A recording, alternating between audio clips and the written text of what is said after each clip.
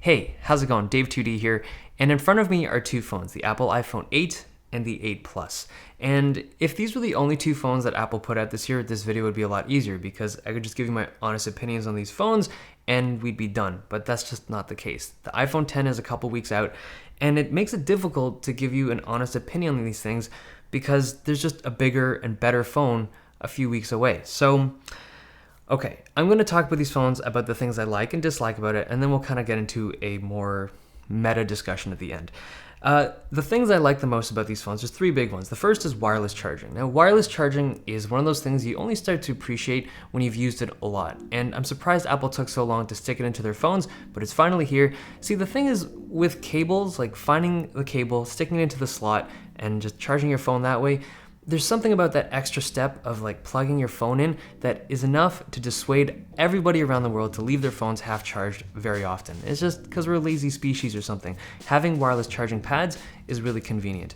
The thing is, wireless charging isn't cheap. Apple doesn't include one in the box, you have to buy them, and they're like 20, 30 bucks at like the mid tier, and they can go up to like 50, 60, maybe even more if you want to get some really premium ones. So yeah, it's expensive to equip everything in your life to have wireless charging capabilities, but it is convenient. The other thing I really like about the iPhone 8 is the processor, and they talked about it a lot during the presentation, the whole A11 Bionic chip, to the point where I thought they were overhyping it, but it's very impressive. I think it's the most impressive thing about the phone to me. It benchmarks incredibly fast on multi-core stuff.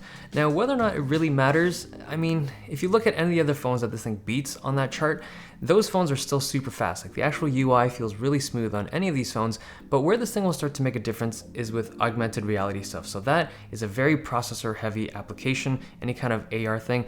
But right now in like mid 2017, we're not seeing that much AR stuff being used. Like there's a lot of tech demos and impressive apps, but most of that stuff isn't everyday useful. But give it 8, maybe 12 months, and I think we'll start to see that AR tech kind of trickle down into more everyday stuff, and that's when really powerful multi-core chips will start to shine. But right now, it's cool, but it's not super useful.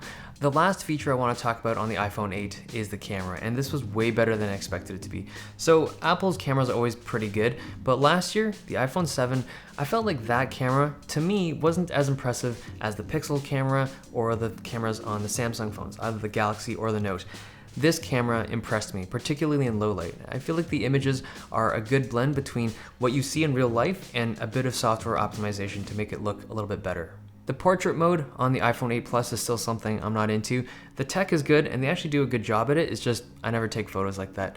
The studio effects on the 8 Plus are pretty cool, and again, the tech is impressive. The images look very convincing to me, but I feel like I'm not the target user for this feature. Like I don't take photos of myself or my family and friends and kind of wish they were professionally lit, but the technology is super impressive. So those are the three main features about the iPhone 8 that are important to me. The camera, the wireless charging, and the new processor. There's some other stuff like the True Tone display, but I want to talk about things that I dislike about the iPhone 8. And the first one is the design. This is a very long running design. This is year 4 of this shape, and I think it's the longest running design that Apple has had on an iPhone.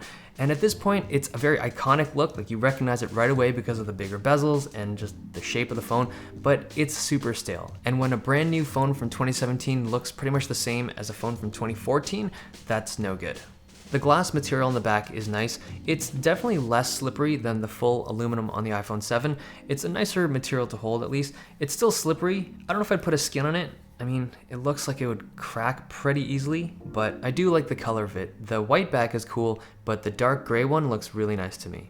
Another thing I dislike is the cost of all the accessories. So this is Apple, they love selling accessories, but this time around I feel like it's an extra bitter pill to swallow because this phone supports fast charging, but they only include a regular wall brick.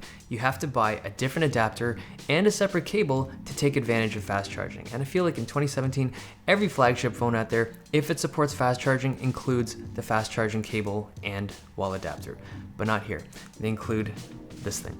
Okay, none of that matters. Because the thing that bugs me the most about the iPhone 8 is the fact that the iPhone 10 is just around the corner. And every conversation that anyone has about the iPhone 8 right now is shaded by the incoming iPhone 10.